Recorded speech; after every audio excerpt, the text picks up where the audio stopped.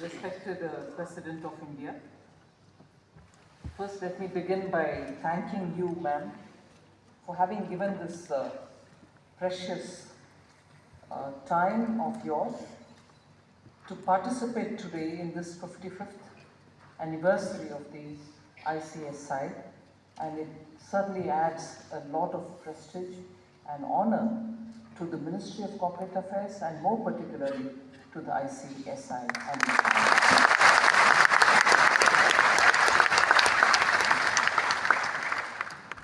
As was mentioned by the Secretary, ICSI was registered under the Section 25 as a company on 4th October 1968, and today we mark that day, 55th Foundation Day, and we recognize the ICSI as a global leader in promoting good corporate governance, which is actually the vision it stated for itself.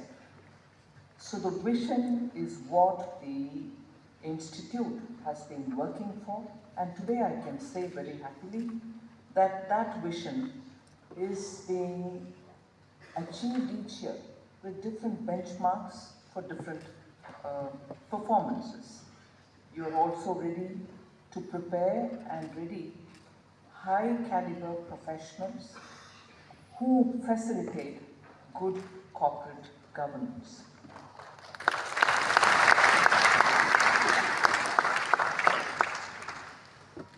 Two important announcements were made today, and both of them have very important nation-building characteristics. One is, of course, to launch an initiative for the Agniveers, the defense personnel, and the Agniveers, under which the Institute has waived off the fees for Indian Armed Forces, paramilitary forces, Agniveers, and families of the martyrs, so that they can register for company secretary's course. It's a very big step and a good initiative, which post their tenure, which is post the tenure that they have in serving the nation at the borders. When they come back, it is important for them to professionally qualify themselves and also keep their careers going to satisfy the nation-building instincts with which they serve the border. Now they can serve within the country. So I commend the step taken by the ICSI for facilitating the activities and the defense process. The second announcement which is made has a very high emotional content. I can see the significance of what this would contribute for the Shaheed's family, the martyred family, martyred soldiers' family, and particularly for the girls of this family to be able to get your support is a very good gesture, and I'm sure your families will be very proud of you all, individually and as an institute, for taking this training.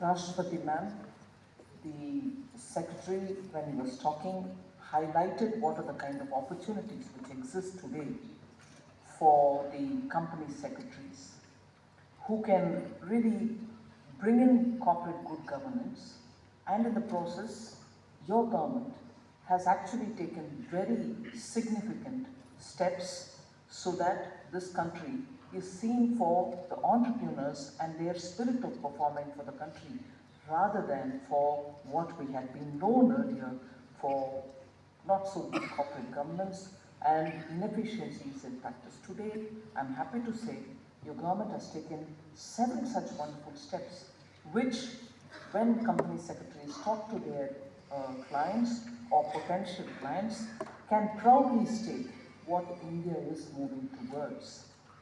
Decriminalization of minor offences, and also the introduction of the IBC, looking at simplification of regulatory frameworks, tax reforms, and also removing unnecessary and archaic compliance or laws. And in that, 39,000 unnecessary compliances have all been removed, along with 1,500 archaic laws have also been removed, so that facilities for the businesses with a great sense of ease can come in.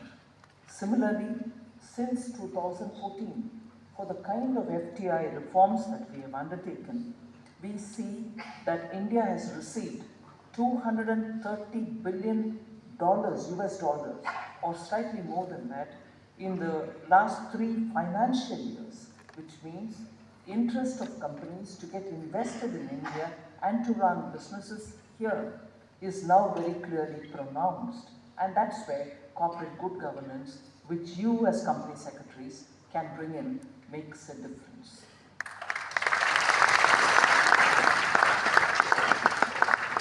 Most of these FDIs which are coming and investments which are getting made are coming into investments as in physical infrastructure building. Most of them are going into removal of or addressing logistics bottlenecks, improving regional connectivity, increasing port and air capacities, and increasing overall efficiencies. Now, these are very clearly areas in which corporate governance can make a big difference for projecting India's efficiency quotient.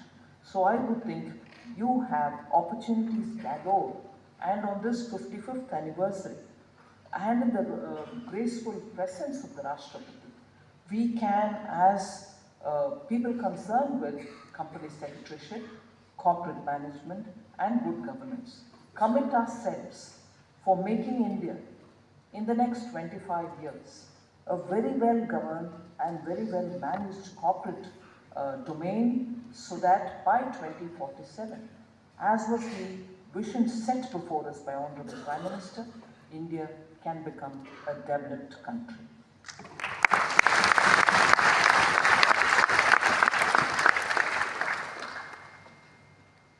Madam Rashtrapati ji, the President of the ICSI already referred to the fact that 72,000 members of the ICSI and about 2 lakh students are all over the country. And I think at a time when India's development and India's growth story is now moving away from the metropolitan towns and going into tier 2, tier 3 cities, it is important that your expertise, your professionalism is going to help the ecosystems in those areas also to flourish. And I'm glad to hear from the President who spoke before me that you have already 4 regional offices. They are in New Delhi, Mumbai, Kolkata, and Chennai. You've now opened an office in Noida for your international operations. You also have 3 centers of corporate governance.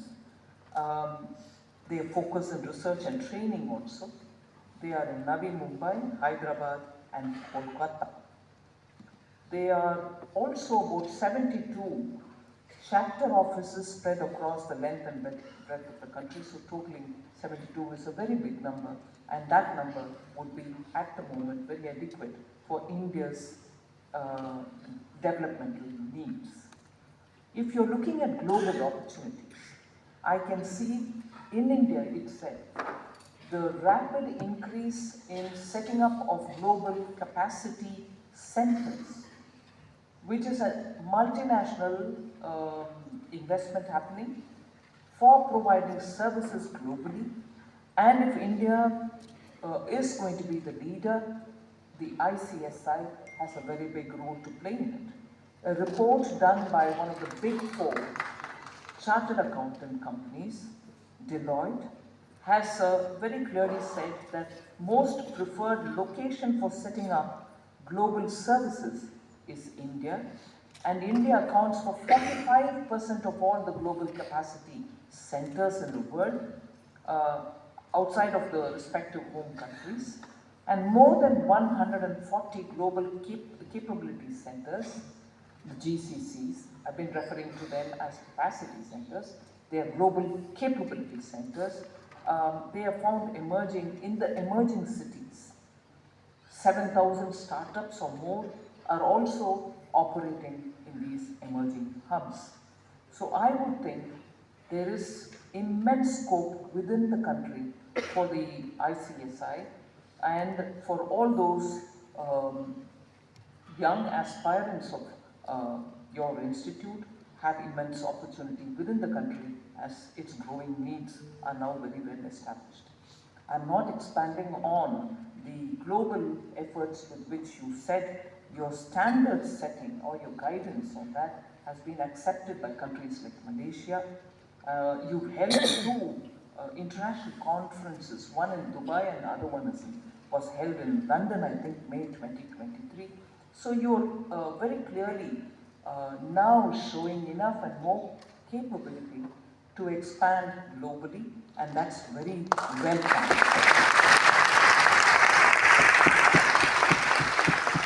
I certainly wouldn't like to take more time. We are all very keen to hear the respected Rashtrapati Ji, but I will highlight a very important fact and very important value that all of us will have to certainly introspect on. It is your own motto, the ICSI's motto of Satyam Vada Dharmam Chara. In today's India, I think that motto is the most important motto, not just for ICSI, but for many of us, because that's what is going to be bringing that essence of value system into what we do. We cannot see value systems being diluted, but at the same time corporate governance is an issue on which all of us are committed. So your motto is well served if all of us can do justice to it.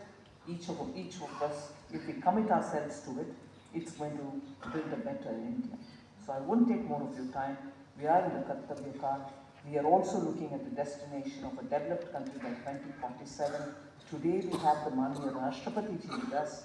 No better time for all of us to rededicate ourselves for and towards better corporate governance. Thank you for giving me this opportunity.